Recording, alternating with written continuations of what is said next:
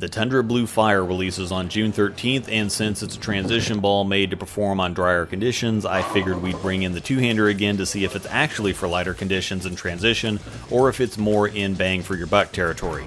Jessy is of course bowling on Kegel Chromium at Royal Crest Lanes as usual, where again he is one of the owners. Definitely grateful for their significant support of the channel. The lane graph is linked in the description if you want a look at the details.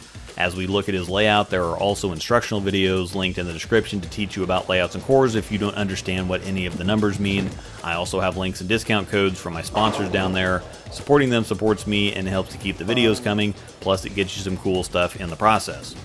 Remember that Jessy is a newly converted two-hander. He switched for a short time before, but despite how well he throws it, everything always hooked off the planet, so he switched back. Ultimately though, he couldn't shake his thumb issues, so he's back to both hands for good. Now, just because you may not throw the ball like him doesn't mean you still can't learn something here. Lighter oil balls like this fit into two categories. Balls that are actually for lighter oil like the Tundra Fire, or balls that are bang for your buck types that hook quite a bit above their price point like the Arctic Vibe. While it may be great to get big reaction for a smaller price, if you're actually in need of something truly for lighter oil conditions and or heavy transition, something like the Arctic isn't what you're going to want. The Tundra Blue Fire features the same core as the original Fire, which has some very unique numbers at a 2.561 RG and an 030 differential. Higher RG that's up in high road territory, but a medium to low differential that's in hustle or IQ territory, so it's going to want to get down the lane and then be smoother and more controllable when it gets there. Think high road up front and IQ down lane. That's about where we're at here. The cover is the HK22 base with DR6 additives, or basically a lighter oil version of HK. The idea was to slightly increase the traction over the Tundra Fire, which was HK22 DR5, so slight increase in strength, but still in the same territory, and it comes polished out of the box, which is where Jessy left it. Now, Jessy can cover boards with a house ball, so a ball being weaker isn't a problem. Even though we're on a fresh condition, it's a really difficult and long process to create transition, by the way, that's why you don't see it in videos, but using everything on a fresh condition shows where it belongs. No matter what I say, if we were to put 10 games on this lane and then be playing 5th Arrow on the burn, all you're going to see is a supposed dry lane ball hooking off the planet. So this truly is the best way to differentiate between equipment and show what it does and where it belongs. It's just an easier frame of reference because it's a firm constant.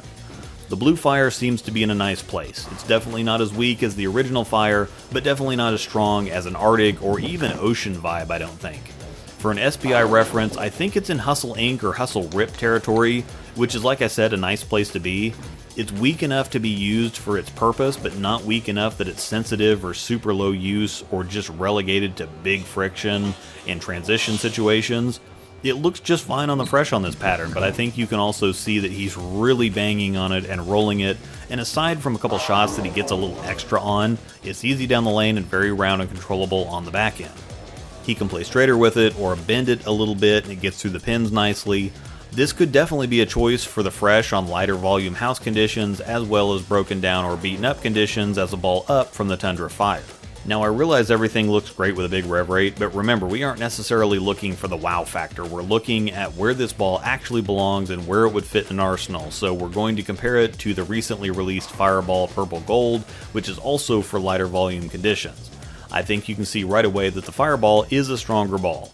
Stronger core and cover across the board, but still not super strong. It's definitely earlier with a touch of tumble or chug and a little sharper move on the back end. It's very similar to the original Fireball, so if you had either it or a Tundra Fire, you should be in the right zone. The Blue Fire is stronger than the Fire, but not quite Fireball strong. I hope you followed that. Jessy also noted that one of his favorite balls is the Melee Jab Midnight Blue, and the Blue Fire is like a step down from it. Once again, the Tundra Blue Fire will be releasing on June 13th with Radical's Crazy Numbers Max Bias and very intriguing Rattler New, which features the new blue cover, Brunswick's Intense Mindset that has me chugging the Kool-Aid, and Columbia 300's super nostalgic Messenger Power Core Pearl. Also, please hit the description, too many links and codes to keep dragging out every video with. Bowler's Mart link, CoolWick discount code, Nexus Backpack V2 discount link, lane condition, layout and core videos, Patreon, Discord, all of it. Thanks for watching, and may the strikes be with you. fun.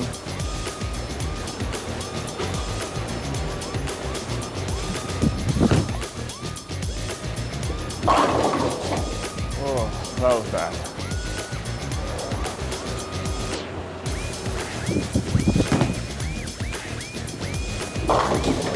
There it is.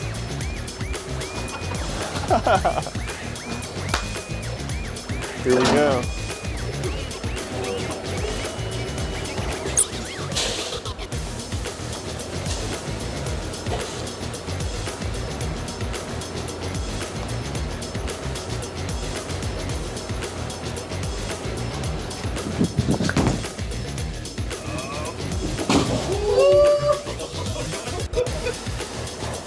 Let's go. If only I could do that with my target, like the strike target.